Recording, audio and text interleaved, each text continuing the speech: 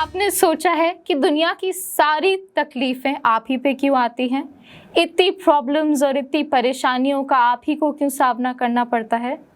अगर इसका जवाब हाँ है तो आइए दर्शकों, मैं आप सभी का स्वागत करती हूँ हमारे दूसरे लेसन में। हम चलते हैं हमारी चर्चा में और जानते हैं कि हमें इतनी सारी परेशानियाँ, इतनी सारी प्रॉब्लम्स का परमेश्वर पे विश्वास रखने के बाद भी क्यों सामना करना पड़ता है। तो आइए हमारी चर्चा में हमारे साथ बने रहिए। दर्शकों, फिर से स्वागत है आपका एक नई चर्चा में। और आज हम देखेंगे कि किस तरीके से मसीह जीवन एक फूलों की सेज नहीं, और किन किन कठिनाइयों का और किस तरीके से मसीह जीवन में कठिनाइयों का सामना करना पड़ता है। तो आइए हमारी चर्चा का आप हिस्सा बनिए। मैं अपनी टीम से पूछना मांगूंगा कि क्या क्या कठिनाइयों का सामना हम करते हैं मसीह जीवन में, क्या कठिनाइयाँ आती हैं? सबसे पहले तो जहाँ हम काम करते हैं वहाँ हमारी बहुत परेशानियाँ होती हैं हमारे लिए, क्योंकि यदि हम परमेश्वर की आज्ञाएं मानते हैं तो आज्ञाओं में लिखा होता है झूठ नहीं बोलना है, चोरी नहीं करनी, और ये ऊपर से प्रेशर डाला जाता है ये गलत काम करने। दूसरा सबसे बड़ा इशू आता है कि जो कॉरपोरेट कल्चर है उसमें संडे की छुट्टी होती है, और हम जो है वो परमेश्वर के पवित्र दिन सब्त को मानते हैं, उस दिन छुट्टी नहीं मिलती तो हम सीधा सीधा आज्ञा को तोड़ते हैं कि सब्त के दिन हमें काम करना पड़ता है। इस तरह से कई ऐसी समस्याएं हमें जहाँ हम कार्य करते हैं वर्क प्लेस पे हमें फेस करना। और क्या सोच सकते हैं आप? हमारे परिवारों में भी दिक्कत आ सकती है। जैसे कोई स्पेशल बच्चा अगर आ जाए तो हमेशा लगता है कि हमारी फैमिली में क्यों आया है। हाँ। हमेशा आपको सोचने पे मजबूर करता है। हाँ। हमारी पर्सनल लाइफ में भी कई बार प्रॉब्लम्स होती हैं, जैसे पीयर प्रेशर, या हम अपने जो लोग हमारे साथ हैं हम उनको फॉलो करना मांगते हैं, जो चीज़ें जो हमें लगता है जो सही नहीं है।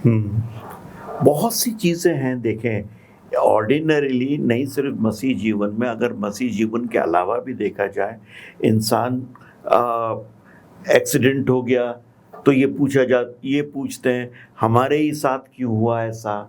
कोई हमारे घर में मर गया तो हमारे ही अजीज़ को प्रभु ने क्यों उठा लिया, ये कहते हैं। ये एक बड़ी जनरल सी बात है, लेकिन ये सब फेस करते हैं, सिर्फ एक मसीह नहीं करता, सभी फेस करते हैं। तो बहुत सारी परेशानियां एक मसीह जीवन के अंदर आती हैं, और आज का जो लेसन है वो क्रूसिबल्स दैट कम। क्रूसिबल यहाँ कठिनाइयों के बारे में, वो घड़िया, क्रूसिबल तो आपने देखा घड़िया या मूसा जिसके अंदर चांदी या सोना तपाया जाता है, पिघलाया जाता है। तो हम वो मूसा में हैं, उस जगह है जहाँ पर हमारे ऊपर कठिनाइयाँ आती है, हमें टेस्ट के अंदर डाला जाता है। तो इन तमाम कठिनाइयों को जब हम सामना कर रहे हैं, उसके विषय में बाइबल क्या कहती है, बाइबल हमारे लिए क्या खोल के रखती है। तो आइए पढ़े हम पहला पतरस उसकी 4 बाब और 12वीं आयत। यहाँ इस प्रकार लिखा है, हे प्रियो, जो दुख रूपी अग्नि तुम्हारे परखने के लिए तुम में भड़की है, इससे यह समझकर अचंभा न करो कि कोई अनोखी बात तुम पर बीत रही है। हाँ, कोई अनोखी बात तुम्हारे ऊपर बीत रही है। अगर कोई कठिनाई तुम्हारे ऊपर आती है तो इससे अचंभा मत करो, ये तो आएंगी।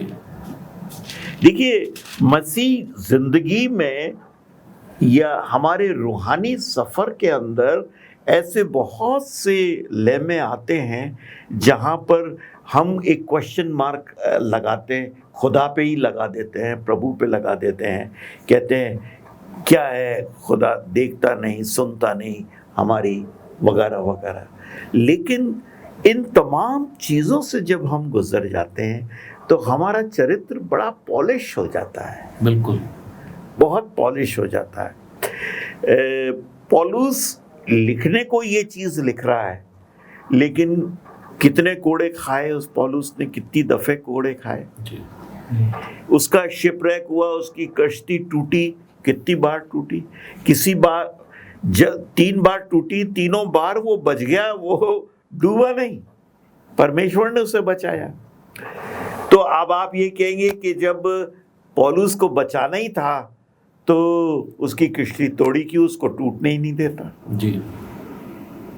लेकिन किश्ती के टूटने से पौलुस का ईमान क्या हुआ, और मजबूत हो गया, उसका ईमान और दृढ़ हो गया। तो हम देखते हैं कि ये बड़ी अच्छी आयत है, एक बार आप और पढ़ेंगे क्या? 4 बाब की, पहला पतरस 4 बाब की 12वीं आयत। हे प्रियो, जो दुख रूपी अग्नि तुम्हारे परखने के लिए तुम में भड़की है, हाँ, इससे यह समझकर अचंभा ना करो कि कोई अनोखी बात तुम पर बीत रही है। हाँ, कोई अनोखी बात हम पर बीत रही है, और इस सब से हम बदले जाते हैं, हम आगे की तरफ प्रगति करते हैं। जितनी भी कठिनाइयों से जब हम गुजरते हैं, हम आगे की तरफ प्रगति करते हैं, और हम देखते हैं कि आगे बढ़ते चले जाते हैं, हमारा चरित्र पॉलिश होता जाता है, एक्सपीरियंस्ड हम कहलाते हैं। इसीलिए बुजुर्गों को कहा जाता है कि इनके पास ज़्यादा नॉलेज है, या चाहे वो पढ़े लिखे ना हो, लेकिन ज़िंदगी का तजुर्बा उन लोगों के साथ होता है, क्योंकि उन्होंने ज़िंदगी को देखा है, उससे वो गुजरे हैं। हम आगे बढ़े और हाँ, क्या बिना तपे मेरा चरित्र खरा नहीं हो सकता? देखिए, अगर आप इसको हम उसी मेटल से लेते हैं, आप मत, एक सोना है या चांदी, अगर आप उसे पड़े रहने दीजिए 2 साल, 3 साल, 4 साल, तो उसके ऊपर भी दाग, कालिक आ जाएगी, इम्प्योरिटीज ऐड हो जाएंगी। हाँ, कालिक हो जाएगी। जी। और जब वो सोना या चांदी जब क्रूसिबल में जाता है, घड़िये में जाता है और वहाँ पिघाला जाता है, तो आपको मालूम है कि कौन सी स्टेज तक उसको गर्म किया जाता है? जब तक सुनार की खुद की शक्ल उसमें नहीं दिखने लग जाए। मतलब चांदी जब इतनी चमकदार नहीं हो जाए कि वो शीशा लगने लगे, सुनार अपनी शक्ल देखे, उससे ज्यादा पकाएगा तो चांदी जलनी शुरू हो जाएगी। तो वो वहां तक पकाता है, जैसे ही उसकी शक्ल उसमें दिखने लग जाती है, उस घड़िये को उठा के, उस क्रूसिबल को उठा के अलग रख लेता है, वो प्योरीफाइड हो गया। तो ये एक प्योरीफिकेशन का एक पॉइंट है, और तो इससे सबको गुजरना होता है, हम सबको गुजरना होता है। आइए ब्रेक लें, और दर्शकों, ब्रेक के बाद हम वापस लौटते हैं। आइए दर्शकों, अपनी चर्चा को जारी रखते हैं। तो हम लोग डिस्कस कर रहे थे कि कौन कौन सी ताकतें हमें मसीह जीवन में परेशान कर सकती हैं। तो क्या सोचते हैं आप, कौन कौन सी ताकतें हमें परेशान कर सकती हैं मसीह जीवन में? हमारा सिंफुल नेचर। हमारा sinful nature, very good. Sinful nature, पापी जीवन है, पापी प्रकृति है मेरी, पापी प्रकृति है, तो पापी प्रकृति मुझको खींचती है जी पाप की तरफ। मैं उस पाप को छोड़ना मांगता हूं, लेकिन छोड़ नहीं पाता हूं, क्योंकि मेरी प्रकृति वैसी है। आप शेर से कहे कि तू घास खाना शुरू कर दे, तो क्या वो घास खाएगा? है, चाहे आप उसे कितना भी भूखा रख लीजिए, शेर को जब तक मांस नहीं देंगे वो भूखा ही रह लेगा, लेकिन घास नहीं खाएगा। तो हमारी प्रकृति, आप ये कहें कि मैं पाप नहीं करता, तो शायद झूठ बोल रहे हैं। मैं ये कहूं कि मैं पाप नहीं करता, मैं झूठ बोल रहा हूं जी। हम सब पाप करते हैं, और हमारी प्रकृति हमें पाप की तरफ खींचती। तो एक बात तो इन्होंने कही। दूसरा क्या सोचते हैं? शैतान। जैसे आपने हमको बताया कि वो पापी प्रकृति हमारी हमको पाप की तरफ धकेलती है, तो शैतान में हमको है ना हल्का सा टेम्प्ट करता है, जो हम फिर हम उस पापी प्रकृति के कारण उसमें पड़ जाते हैं। आपने सही कहा जस, चूंकि वो हमारी कमजोरी को जानता है, इसलिए वो हमें धक्का देता है हल्का सा, कि हम उसी पाप के अंदर पड़ जाएं। हमारी कमज़ोरी को बहुत अच्छी तरह से वो जानता है, इसलिए हमें पाप की तरफ खींचने की वो कोशिश करता है। तो देखिए, ये दो चीज़ हैं जो हमें बहुत टेम्प्ट करती हैं, या उस घड़िये में जब हम पकाए जा रहे हैं, जिसके अंदर अपना मसीह जीवन गुजार रहे हैं, उसके अंदर हमें शैतान और हमारी पापी प्रकृति दोनों ही हमारे को घसीटते हैं, दोनों ही हमें परेशान करते हैं। आइए एक आयत पढ़ें, पहला पतरस 5 बाब और उसकी 8वीं आयत। यहाँ इस प्रकार लिखा है, सचेत हो और जागते रहो, क्योंकि तुम्हारा विरोधी शैतान गरजने वाले सिंह के समान इस खोज में रहता है कि किसको फाड़ खाए। देखिए जी, सचेत रहो। अब सचेत मतलब हमेशा इस चीज को जानो कि तुम्हारा फाड़ खाने वाला शैतान वो इस ताक में रहता है कि कब तुम्हें फाड़ खाए, कब तुम्हें गिरा दे। ये बाइबल बड़ी क्लियरली बता रही है हर मसीह को, और हमारे लिए टेम्पटेशन के अंदर गिरना, किसी भी आजमाइश के अंदर हमारे को गिरना बड़ा नेचुरल है। नेचुरल ही नहीं, क्योंकि हमारी प्रकृति वही है, प्रकृति वही। और आज की तारीख में देखिए, हर चीज़ में विकृति आ गई। विकृति कहेंगे डेविएशन, वो जो स्टैंडर्ड हैं, वो परवर्जन जिसको बोलते हैं अंग्रेजी में, वो विकृति है। वैल्यूज़ में आ गई है, जिसको आप मूल्यों की कहेंगे, नैतिकता में आ गई है। ठीक है कि नहीं? अब आप कहेंगे नैतिकता में कैसे आ गई है, तो मैं कहूँगा कि एक आदमी काम नहीं करना मांगता और काम नहीं करके तनख्वाह भी पाना मांगता है। ठीक है जी। लेकिन अगर वो काम करना मांगता है तो उसके लिए वो घूस मांगता है। तो ये विकृति है, एक परवर्जन है।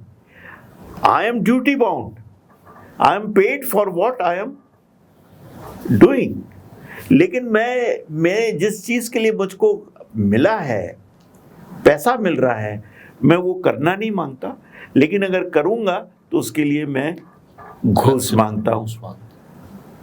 हमारे नैतिक मूल्य भी गिर गए हैं। नैतिक मूल्य गिर गए। जैसे वचन में लिखा है कि शादी को परमेश्वर ने आशीष दी है, बिल्कुल, लेकिन हम आज देखते हैं कि लिव इन रिलेशनशिप हो रहा है। बिल्कुल, जो है आदमी आदमी से शादी कर रहा है, औरत औरत से शादी कर रही है, जबकि बाइबल में लीगलिज्म हो गया ये। मतलब पहले ये कुकर्म माना जाता था, ऐसा नहीं होता था, लेकिन आज की तारीख में ये लीगलाइज कर रही है सरकारें लीगलाइज कर रही है। हमारे देश में तो नहीं हुआ, लेकिन और देशों के अंदर ऐसा हो रहा है। तो ये नैतिकता गिरती जा रही है। ये जो मूल्य हैं जीवन के, वो मूल्य गिरते चले जा रहे हैं। शैतान यहाँ पे एक साफ कह रहा है, किसकी तरह? एक सिंह की तरह, बब्बर शेर की तरह वो हमें फाड़ खाने को तैयार है, मतलब हमें गिराने को तैयार है। क्यों वो ऐसा करना मांगता है? क्या वजह है? शैतान परमेश्वर से हमें दूर करना चाहता है और अपने जो है मृत्यु की ओर ले जाता है। नहीं तो वो क्यों मृत्यु की ओर ले जाना मांगता है? क्यों? परमेश्वर के हैं। वो प्रारंभ से ही अपना राज्य चाहता था, वो अपना सिंहासन परमेश्वर से ऊंचा करना चाहता था, इसीलिए उसने स्वर्ग की सेना को जो है, यही चीज है, वो अपना सिंहासन बढ़ाना मांगता है, ज्यादा से ज्यादा लोग उसके साथ हो, ताकि वो ये कह सके कि साहब जो मेरे फॉलोवर्स हैं वो ज्यादा है, उसके फॉलोवर्स भी ज्यादा होंगे, लेकिन वो क्या हमेशा की जिंदगी को पा सकेंगे? नहीं पा सकेंगे। तो इस वजह से हम देखते हैं कि वो कह रहा सचेत रहो, पौलुस कह रहा तुम सचेत रहो, क्योंकि वो बब्बर शेर की तरह। अब देखें, आपने 5 की 8 आयत पढ़ी, 5 की 10वीं आयत देखिए, 5 की 10वीं आयत। अब परमेश्वर जो सारे अनुग्रह का दाता है, हाँ जिसने तुम्हें मसीह में अपनी अनंत महिमा के लिए बुलाया, हाँ तुम्हारे थोड़ी देर तक दुख उठाने के बाद आप ही तुम्हें सिद्ध और स्थिर और बलवंत करेगा। देखिए, कौन बलवंत करेगा? परमेश्वर। परमेश्वर। सिद्ध कौन करेगा? सिद्ध मतलब परफेक्ट। परमेश्वर आप ही करेगा, क्योंकि आप उसके क्या हो? फॉलोअर्स हो।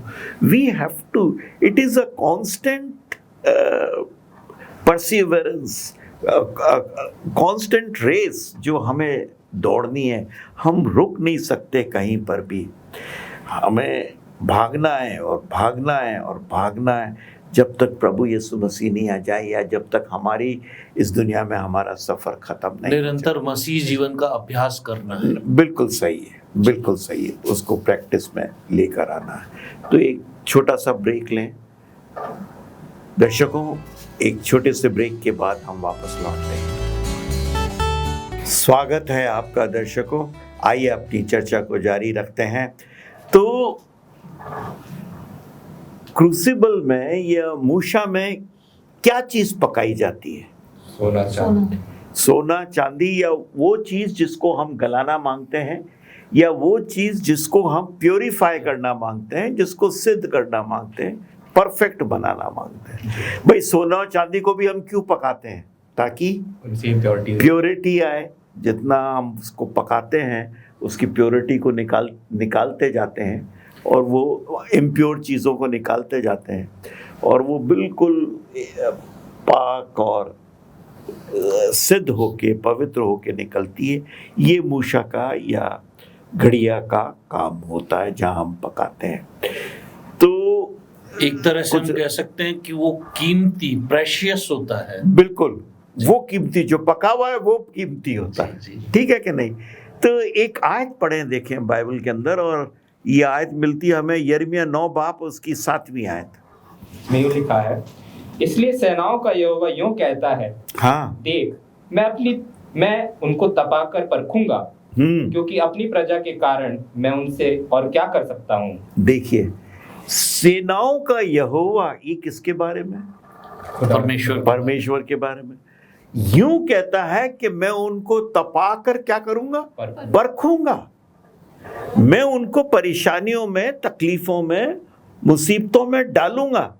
तो देखिए, हमने देखा कि इससे पहले वाले सेगमेंट में कि दो तरफ से हमारे ऊपर परेशानी आती है। एक परेशानी हमारा पाप में चरित्र, पाप में चरित्र, बिल्कुल सही।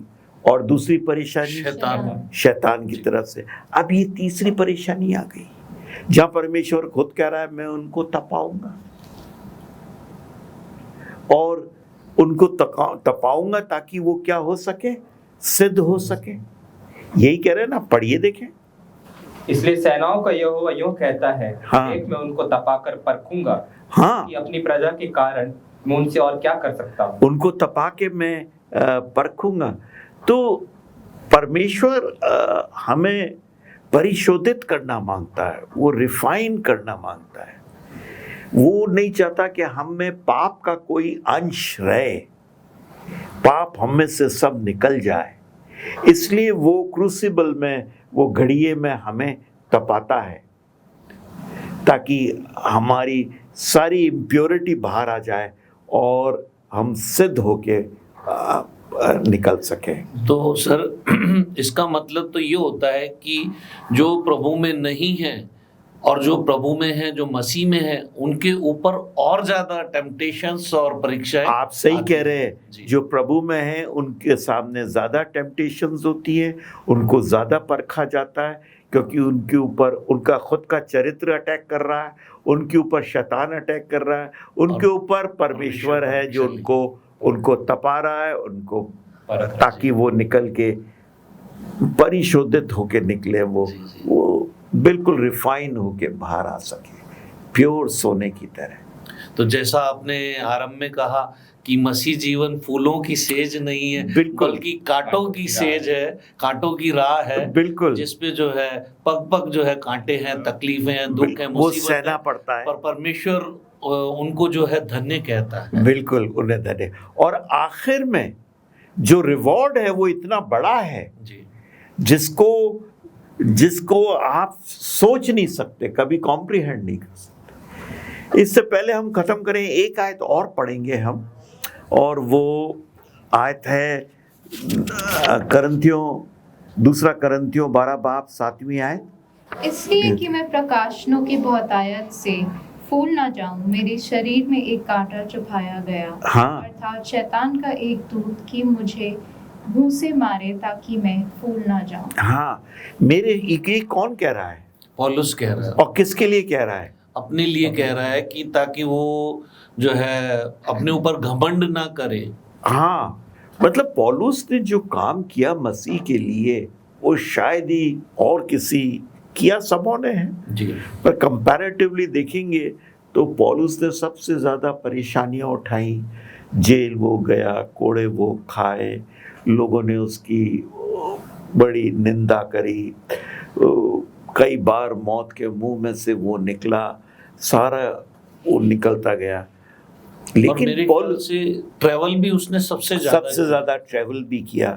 अब देखिए, उसके शरीर के अंदर कुछ गड़बड़ थी, जो वो कहता है कि मैंने परमेश्वर से 3 बार कहा कि मेरे शरीर में से इसको निकाल दे, लेकिन परमेश्वर ने कहा कि नहीं, मेरी माई ग्रेस इज सफिशिएंट। मैं चाहता हूँ आप पढ़ें इसको, इस आयत को, इसी के नीचे है दूसरा करंथियों 12 बाब की 7वीं आयत से देखेंगे आप।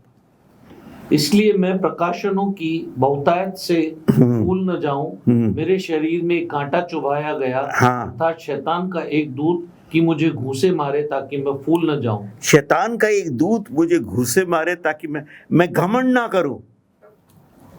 यहाँ अंग्रेजी में वर्ड आया है कंसीटेड, ठीक है। और उसने क्या किया, अगर आप देखिए 8वीं आयत, इसके विषय में मैंने प्रभु से 3 बार विनती की, हाँ, कि मुझसे यह दूर हो जाए।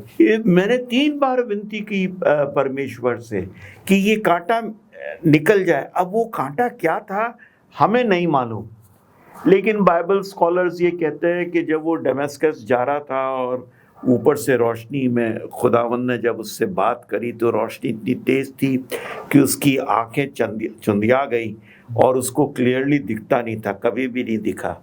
तो शायद वो उसके लिए कांटा था, लेकिन हमें मालूम नहीं। लेकिन उसके शरीर में एक ऐसी कमजोरी थी जिसको 3 बार उसने कहा परमेश्वर से कि मेरे से दूर हो जाए, लेकिन परमेश्वर ने जवाब क्या दिया? और 9वीं आयत में देखिए, पर उसने मुझसे कहा, मेरा अनुग्रह तेरे लिए बहुत है। मेरा अनुग्रह बहुत है, ठीक है कि नहीं? तो हम अब कंक्लूड करते हैं कि मसीह जीवन, जैसे आपने कहा, फूलों की सेज नहीं, मसीह जीवन कांटों का जीवन है। हमारे ऊपर कई तरफ से परेशानियां आती हैं, कठिनाइयां आती हैं, शैतान की तरफ से आती हैं, हमारी खुद की प्रकृति से आती है, पापी प्रकृति से हमारा आता है, और परमेश्वर भी हमें परखता है।